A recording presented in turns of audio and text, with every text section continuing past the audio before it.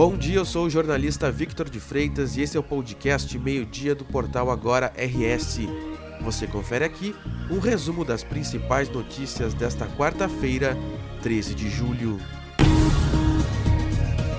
Por motivos técnicos, o DEMAI transferiu para esta quarta-feira os serviços complementares do reservatório Cristiano Kremer, em Porto Alegre. Os trabalhos estavam previstos anteriormente para esta terça-feira. Segundo a Prefeitura de Porto Alegre, o serviço tinha início previsto para as 9 horas da manhã na Avenida Juca Batista. A obra vai afetar o abastecimento de água dos bairros Aberta dos Morros, Campo Novo e Ipanema. Também continua programado o corte da rede em ferro fundido na Rua Nunes, esquina da Rua General Gomes Carneiro. O serviço provoca desabastecimento em parte dos bairros Medianeira e Teresópolis desde as 8h30 da manhã. A normalização está prevista para o turno da noite. Foi preso na manhã desta quarta-feira o homem de 40 anos suspeito de assaltar e estuprar uma jovem de 19 anos em Arroio do Meio, no Vale do Taquari. Ele foi encontrado escondido no porão da casa onde reside.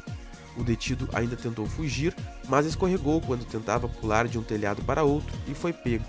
O crime foi cometido no dia 7 de julho. No dia da ocorrência, o suspeito fugiu nadando pelo rio Taquari, depois de ter sido localizado em casa pelos policiais. O detido não teve o nome divulgado. Ele já havia cumprido 20 anos de detenção, porém estava em liberdade condicional desde o dia 25 de março.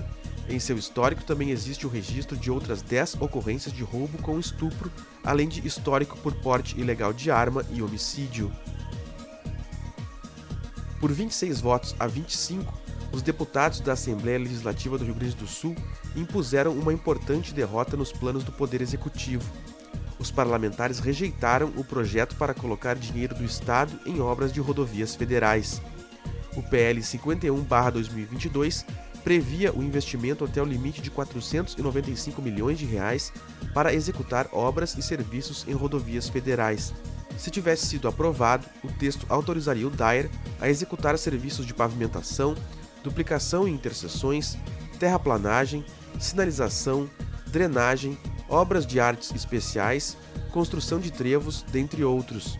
Conforme a justificativa do Executivo, os recursos seriam utilizados para acelerar a duplicação de trechos da BR-290 e da BR-116. Na hora da votação, houve empate na votação dos parlamentares e, com isso, conforme que o regimento interno da Assembleia determina, o presidente da Casa, o deputado Valdeci Oliveira, do PT, teve que dar o voto de Minerva, desempatando com o voto contrário. Em Brasília, a Câmara dos Deputados aprovou em primeiro turno, na noite desta terça-feira, a PEC dos benefícios, também chamada de PEC Kamikaze. A proposta de emenda à Constituição teve 393 votos favoráveis e 14 contrários. O texto já havia sido aprovado pelo Senado. Mas a noite não transcorreu sem percalços. Após um problema na internet da casa, a sessão foi suspensa pelo presidente da Câmara, Arthur Lira, que afirmou que 2 servidores de internet caíram ou foram cortados durante a votação. Com isso, a votação em segundo turno foi transferida para amanhã desta quarta-feira. Lira diz que a apuração do caso será rigorosa e dura. Ainda na noite de terça-feira, a pedido de Lira, agentes da Polícia Federal estiveram na Câmara dos Deputados para verificar a situação.